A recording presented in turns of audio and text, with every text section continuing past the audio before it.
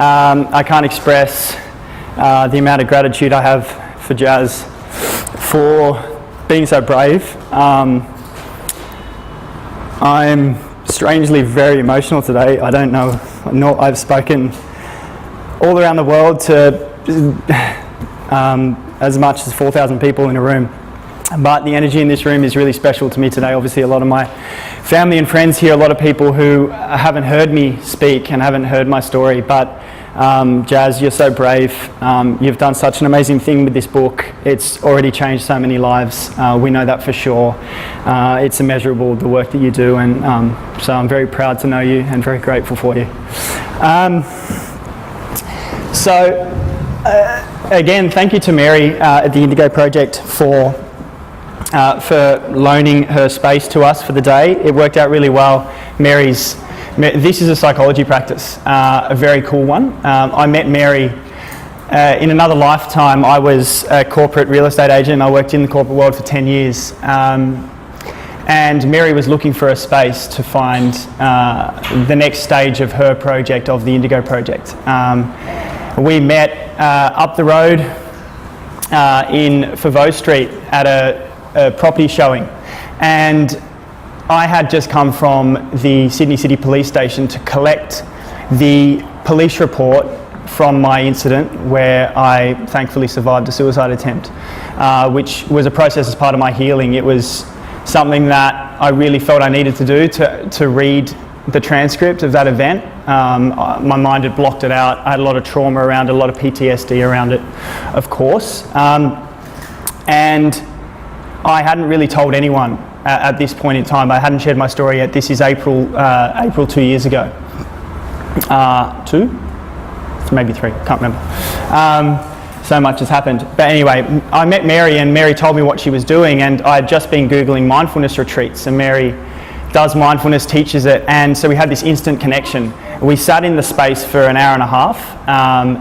It was nothing about the office. It was all about what she was doing and what I was doing, and we shared this mutual connection. And she saw the New South Wales Police envelope, and she said she was challenged whether she would ask, and she asked, and I said, look, it's about the time I tried to take my life. You can read it if you want, and I hadn't read it yet.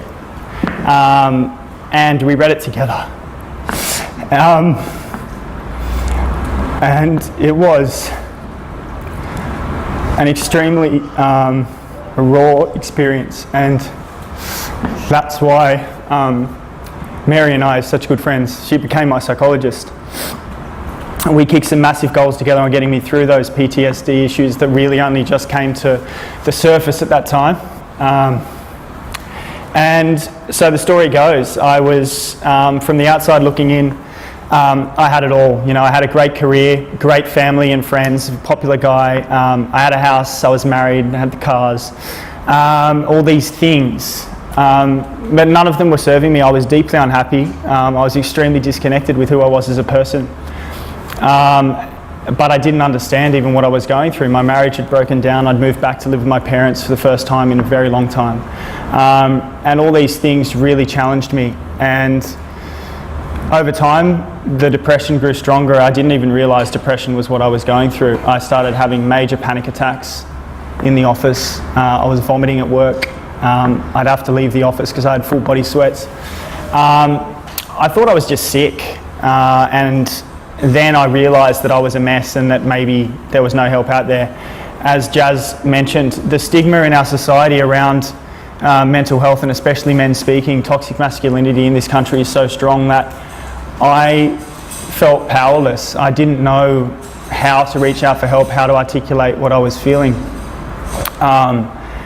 So I continued to suppress my emotions and put on a mask and pretend I was okay. And I fought really hard most days. You know, getting out of bed was excruciating. Putting on a suit, sometimes I'd be sobbing putting a suit on.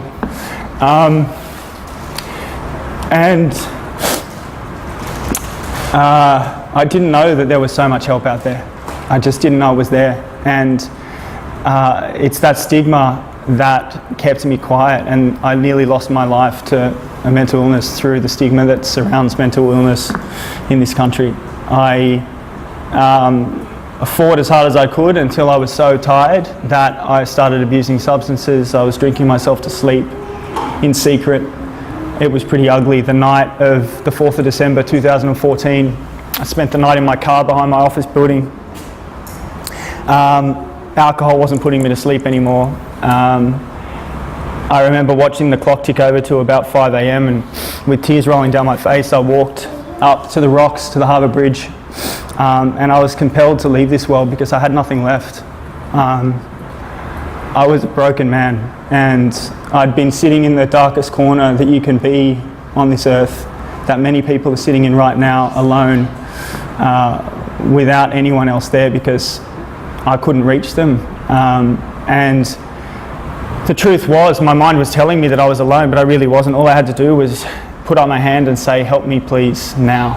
I need help now." And I couldn't find the ability to do that. And thankfully, I survived tightrope walking the outside of the harbour bridge for about 400 metres on a railing thinner than your foot. I think it was my sporting prowess that got me there. I don't really know how, but thanks for all those tennis lessons and soccer lessons from my parents. So I sat down on the railing and I was about to jump 55 metres, obviously would not have survived. And by that point I was kind of at peace with my decision because I was so exhausted I had nothing left. And I felt like I would be better off not being here, that, you know, the burden that I would put on my family to tell them what I'd been going through, I felt ashamed. I hated who I was.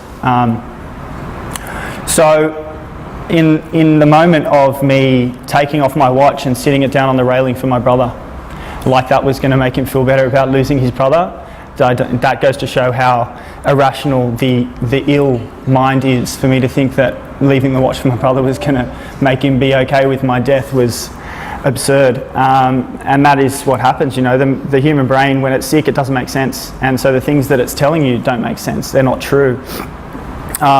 Thankfully, one of the security guards on the harbour bridge spotted me and I was rescued. The way I was rescued, Aaron Trevitt, I was hoping he might be able to make it today. The police officer saved my life, but duty calls, he's working today. He extended his hand to me and told me that it didn't matter what I was going through, what the troubles were, that the help was there and that I could get through it. And he was right, and everyone can. That's, you know, the most important part of my story is the choice that I made to live. And I made that choice because someone showed me compassion, empathy, and didn't judge me for a second. Told me that he would hold my hand through the process and we would find the right help, and I believed him because he was genuine. And in that moment I chose life and I got myself to safety with their help. It was extremely traumatic. They couldn't reach me. They put a harness on me. I thought they were going to drop me, so I took that off, and you know, it was just so scary, but they got me to safety. And the story that I really wanted to share with you today is a really powerful one about storytelling and why telling your story and sharing your pain with others is so important, because of that connection that it has and how it can save people. I got scheduled under the Mental Health Act and taken to St Vincent's Hospital emergency under police guard. I was put in a padded cell. If they weren't guarding my room, I would have run away. I was absolutely petrified. I had to contact my family and tell them what had happened. My mum and dad are here today, my sister. I remember it like it was yesterday, especially Madeline coming into...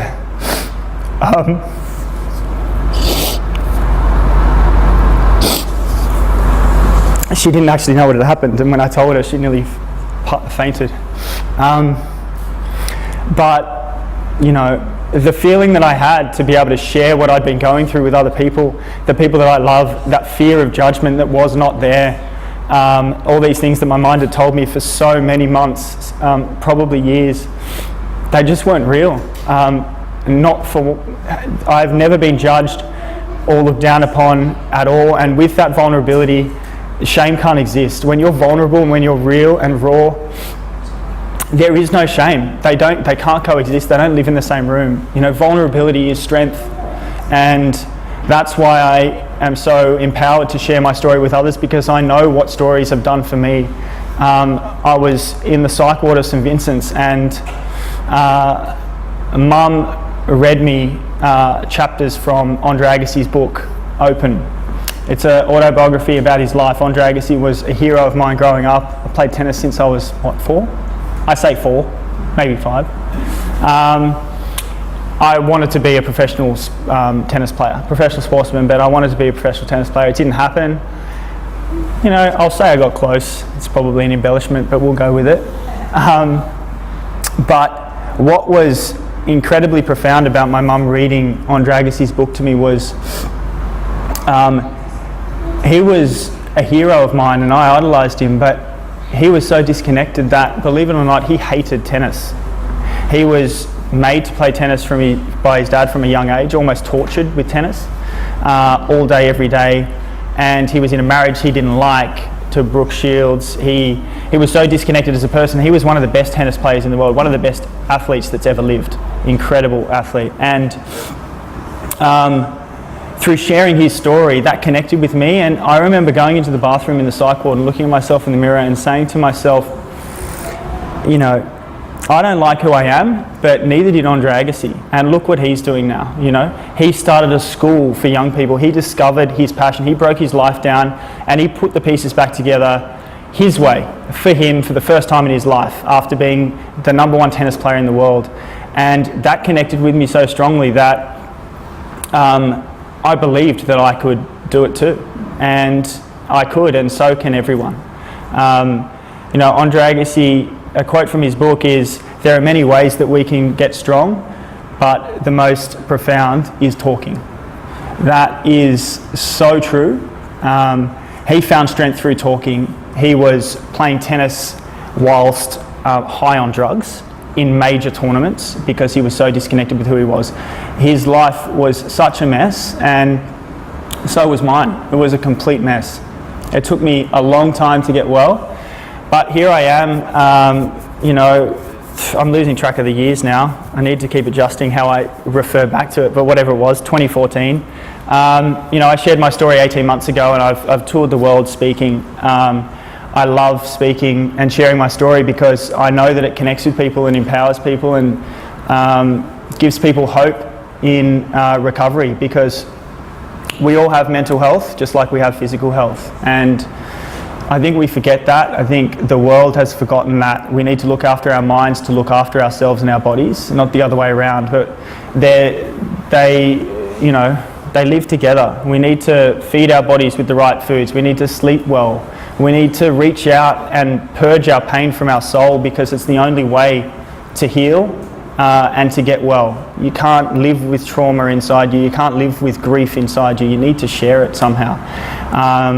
And I learnt that, and now I've gone from being this extreme alpha male that doesn't say anything and I'm so strong and I'm the captain and to I cry when I'm at a spin class because I can use my ankle again. Legit, last week. I was in tears, sobbing. So I'm not saying you need to cry at everything, that's not what I'm saying, but you know, opening up and feeling these emotions and connecting with them is something that I had never done before, and my relationships with everyone in my life are so much deeper.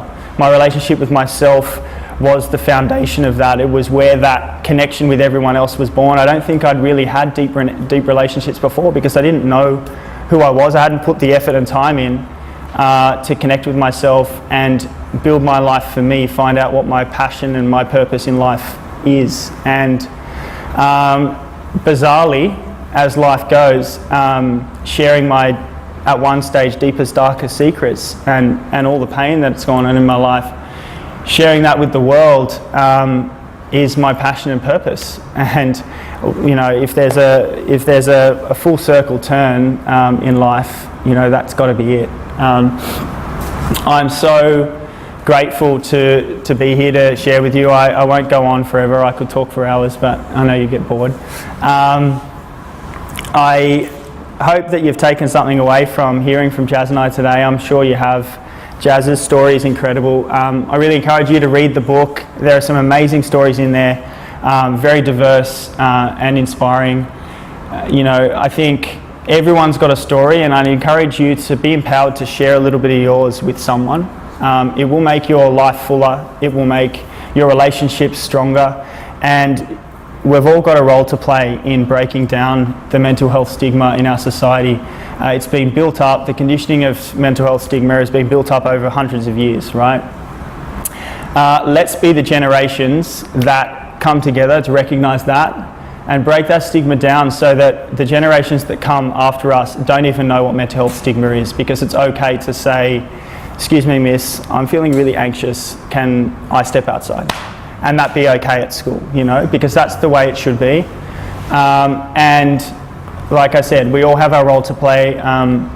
If there's one thing I'd love for you to try and put into your life, it's to connect with yourself and the way you feel more, and when you're in pain or in discomfort, to share it. As my very good friend and founder of Live and Sam Webb says, if in doubt, reach out.